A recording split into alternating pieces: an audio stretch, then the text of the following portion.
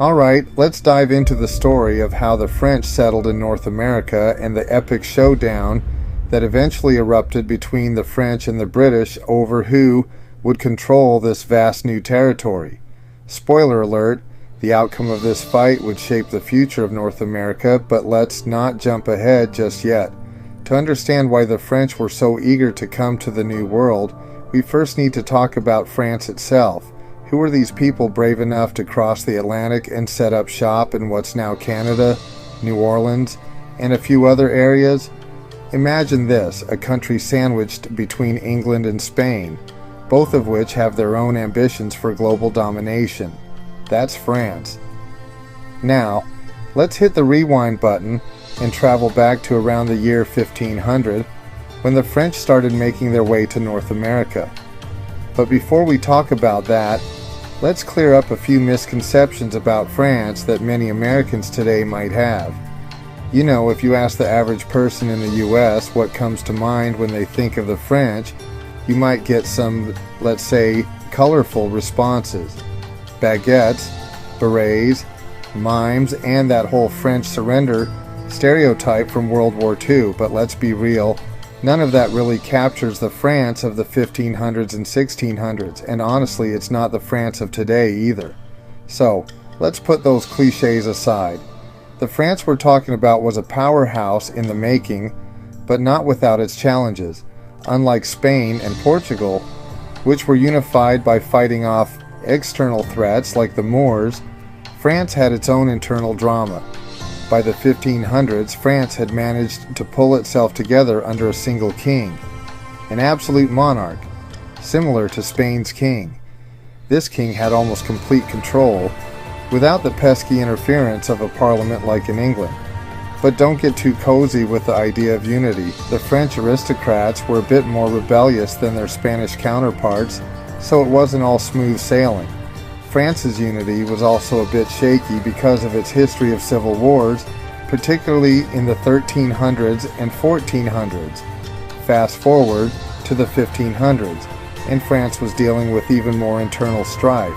Thanks to the Protestant Reformation, here's the quick rundown. While England was busy breaking away from the Catholic Church to form its own Church of England, some folks in France started questioning the Catholic Church too.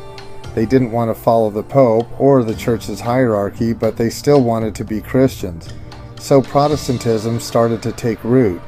Now, the Protestants were always outnumbered by the Catholics in France, but they didn't go down without a fight. The result? A series of brutal civil wars between the two religious groups. The Catholic Church, backed by the French kings, eventually came out on top, but not before a whole lot of blood was shed. Imagine something straight out of a medieval version of Game of Thrones, like the Red Wedding. In fact, there's even a painting that depicts a real event in French history that was eerily similar to that infamous episode.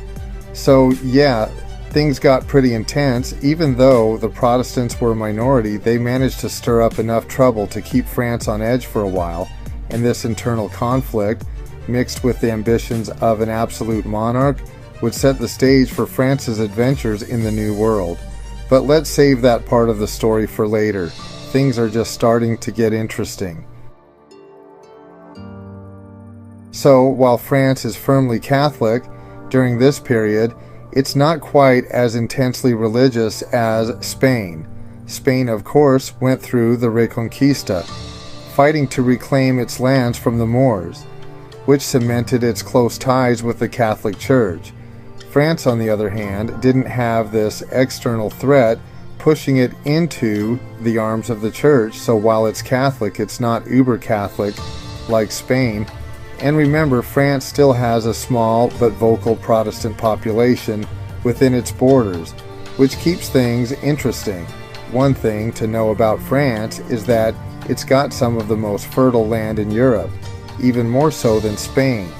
This means that France can support a much larger population, about 20 million people by the mid-1660s compared to Spain's 7 million and England's 5 million, and this large population is going to be a big deal, especially when it comes to putting boots on the ground in wars quantity often plays a big role, and France can field a massive army because of its large population. While Spain might be rolling in New World gold and England is building its commercial and military navy, France is consistently fielding one of the largest and best trained armies in Europe. And why does France need such a big, tough army? Because it's surrounded by a bunch of enemies. Spain, for instance, might have Portugal as a frenemy, but France is constantly dealing with threats from all sides. Territorial disputes with Spain over the Pyrenees Mountains, skirmishes with smaller kingdoms, and later more unified threats from Austria and eventually Germany. France is always on guard, and to defend its borders, it has to militarize. But it's not just about having a big army, it's about having a smart, well-trained army. And this is where France really stands out. While Spain and England are doing their own thing, France is diving headfirst into a renaissance that's even more profound than what you see in those other countries. The Italian Renaissance in the 1500s sparked a revival of ancient knowledge, science, literature, art, all of which had flourished under the Romans. During the Middle Ages, Europe didn't exactly see a boom in these areas. Sorry, medieval historians, but facts are facts. But in the 1500s, Italy starts digging up ancient Roman and Greek texts, asking what can we learn from these guys? This leads to a rebirth of science, art, and literature. France, being right next to Italy, catches the Renaissance bug big time. The French take this revival of ancient knowledge and run with it, especially in the realm of military innovation. They start applying scientific principles to warfare, figuring out how to train soldiers more effectively, how to make guns more efficient, and how to get supplies to the front lines faster.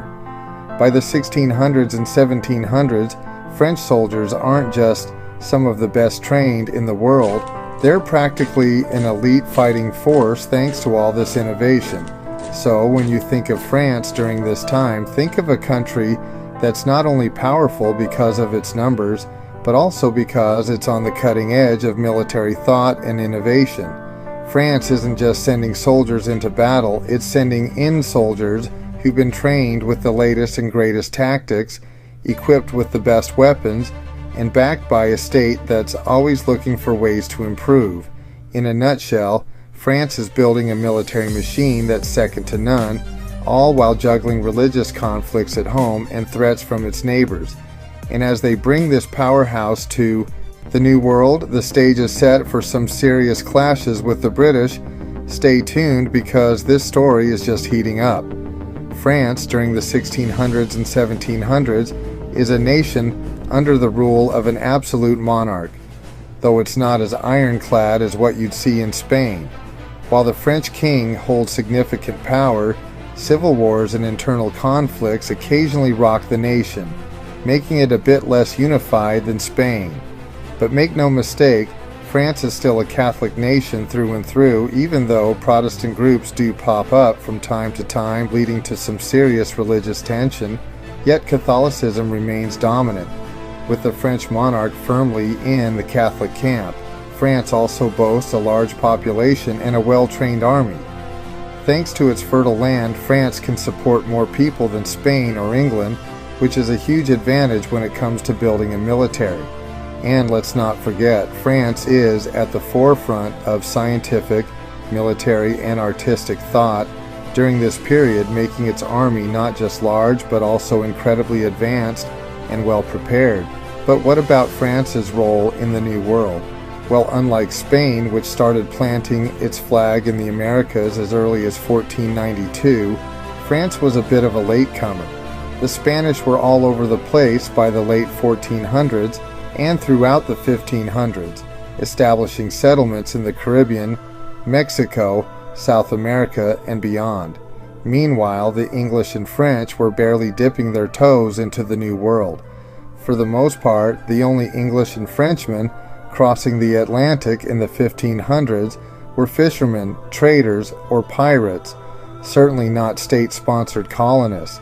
The French, like the English, were mostly focused on temporary activities, fishing in the rich waters off Newfoundland, trading with indigenous peoples, or occasionally pirating Spanish ships. These weren't government-backed missions, but rather independent ventures by individuals looking to make a quick profit. Sure, there were a few attempts at settlement, but the Spanish quickly snuffed them out. So, for the most part, the French presence in the New World during the 1500s was pretty minimal. However, there was one notable exception, a Frenchman named Jacques Cartier. Now, we're not going to go into too much detail about him, but Cartier was an explorer and trader who gave France a leg up in the New World by exploring the St. Lawrence River in the 1530s. Cartier hoped the river might be a passage to Asia, an idea that never really seemed to die, even well into the 1700s and early 1800s.